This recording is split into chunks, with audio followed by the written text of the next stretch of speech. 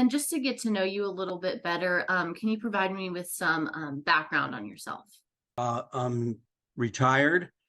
I'm a grandfather. I have 9 grandchildren, uh, 4 daughters. Uh, Before I retired, I worked at Pearson Education. I was a Air Force veteran, and I have a master's degree in public administration. You mentioned, having daughters, grandkids. Do any of them attend the Cedar Rapids district right now? No, Gotcha. I have. Oh, I also have.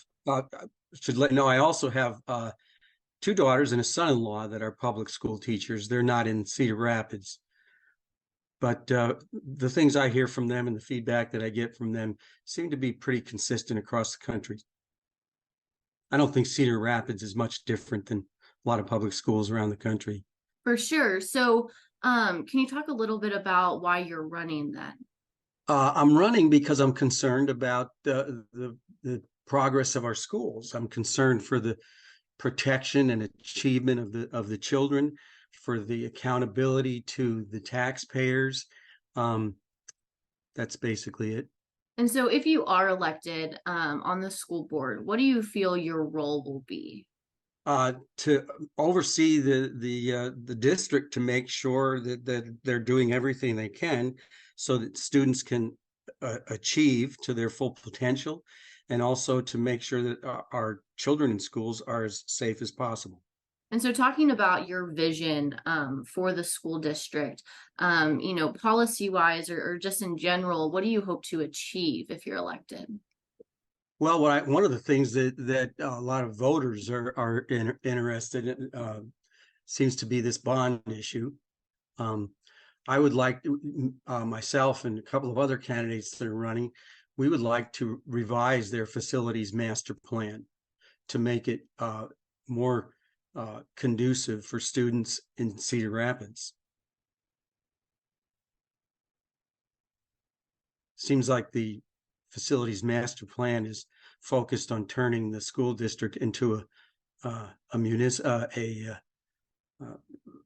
outside the city, beyond the city limits of Cedar Rapids,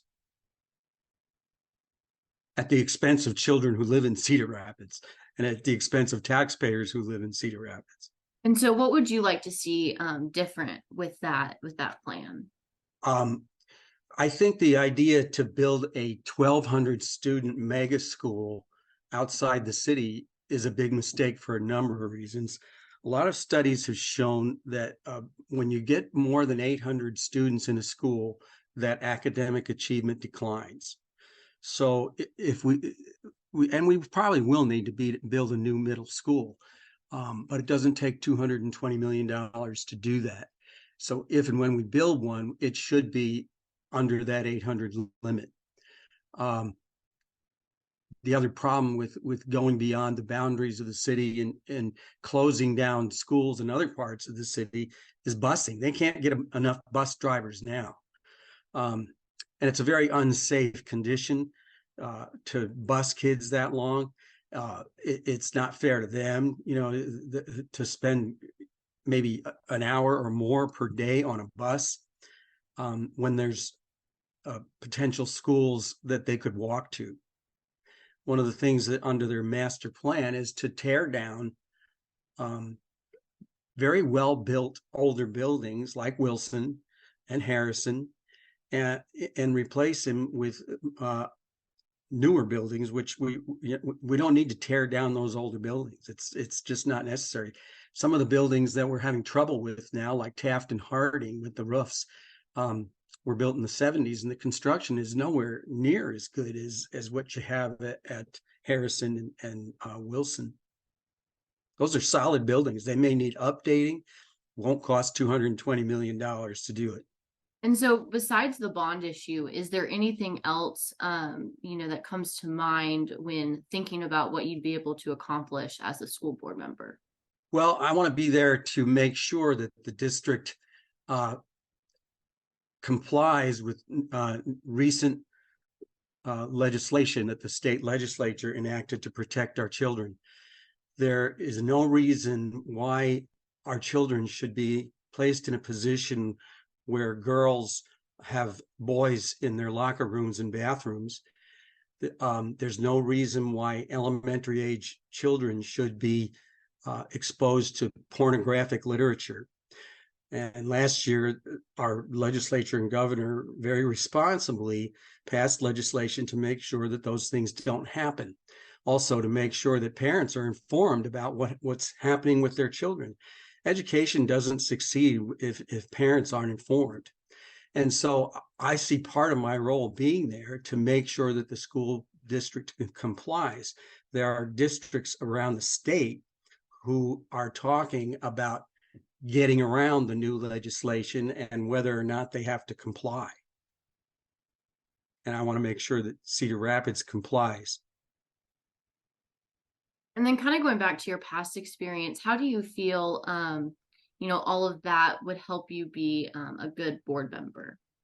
Well, like I say, I'm retired. I'm actually 74 years old, so a lot of experience with life and knowing what's right and wrong and what makes sense.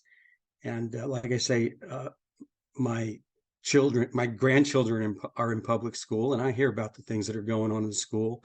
And my two daughters and my son-in-law are both public school teachers. And I'd like, the last year's 2022 Iowa testing, Cedar Rapids 11th graders, only 38% were proficient in English language arts. If a person can't read, they can't learn math, science, or anything else. And I'd like to see the school be able to compete with private schools that are opening up now with these new ESAs. They're going to lose even more students if they can't compete. I go around the district knocking on doors, and no one has said that they took their students out because of the facilities. They take their students out because of achievement. They're not achieving.